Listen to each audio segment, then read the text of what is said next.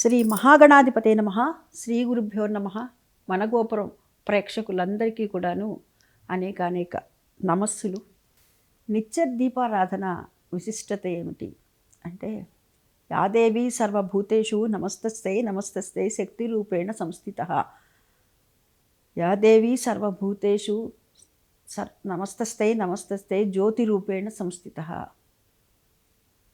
దీపం జ్యోతి పరంబ్రహ్మ దీపం సర్వతమోపహం దీపేన సాధ్యతే సర్వం దీపలక్ష్మి నమోస్తుతే. దీప ఆరాధన అనేటటువంటిది సనాతన ధర్మంలో పెద్దపీట వేయబడింది. దీపారాధన చేయకుండా మనము ఏ పూజాధికాలు చేయము.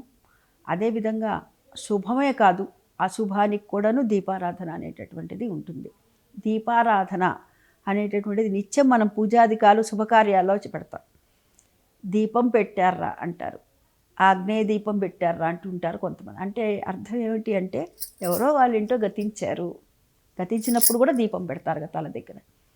మరి దీపారాధన అంటే నిత్యము చేసేటటువంటి దీపారాధనలో కూడాను ఊరికే ఆ పాట వెలిగించేయటం కాదండి. చక్కగా కుదిరితే 2 ఒత్తులు 3 ఒత్తులు అది మీ ఇష్టం. ఇన్ని ఒత్తులు అంటే త్రివర్తి సంయుక్తం అని అన్నారు కదండి. మరి అంటే 3 పోగులతో కూడినటువంటి ఒక ఒత్తి వేసుకొని పెట్టమన్నారు. లేకపోతే 2 ఒత్తులు పెట్టుకోండి, 3 ఒత్తులు పెట్టుకోండి, అది మీ ఇష్టం.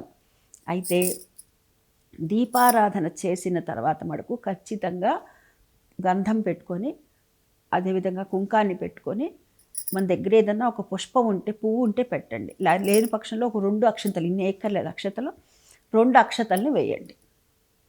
ఇలా చేయటం వల్ల ఆ దీపలక్ష్మి యొక్క అనుగ్రహం, అంటే లక్ష్మీదేవి ఎక్కడెక్కడ ఉంటానందో అందులో దీపం కూడా ఒకటి ఉంది కదా.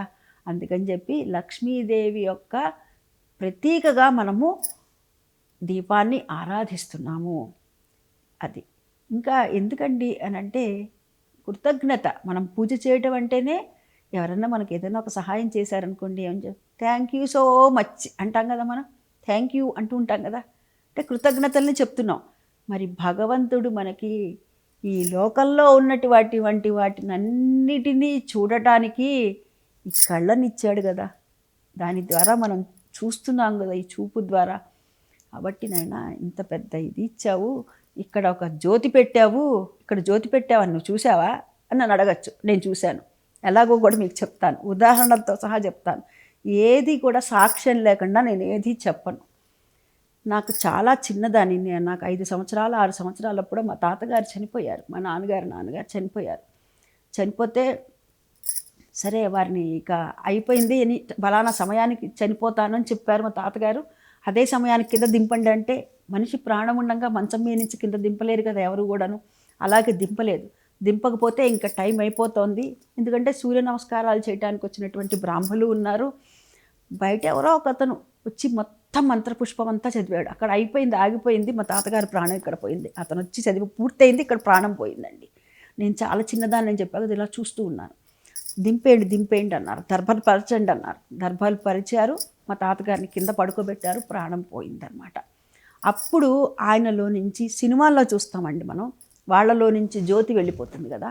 అలా నేను ఇంతమందిని చూశానండి, నా కళ్ళ ముందు పోయిన వాళ్ళని. అంటే పోయిన తర్వాత వెళ్ళినటువంటి వాళ్ళు ఉన్నారు, కానీ అక్కడే ఉండంగా పోయిన వాళ్ళు కూడా ఉన్నారు. కానీ నాకైతే చిన్నదాన్ని, నాకు చాలా గుర్తుంది. మా తాతగారిలో నుంచి అలా జ్యోతి వెళ్ళిపోయిందండి. అలా జ్యోతి వెళ్ళిపోయింది అంటే భగవంతుడు మనలో జ్యోతిని పెడతాడు ఖచ్చితంగా. అది ఆయనలో లీనం చేసుకుంటాడంటే, వాళ్ళు చేసినటువంటి పుణ్యాలు ఏవైతే ఉంటాయో దాని ద్వారా ఈ ఆత్మ అనేటటువంటిది పరమాత్మలో కలుస్తుంది.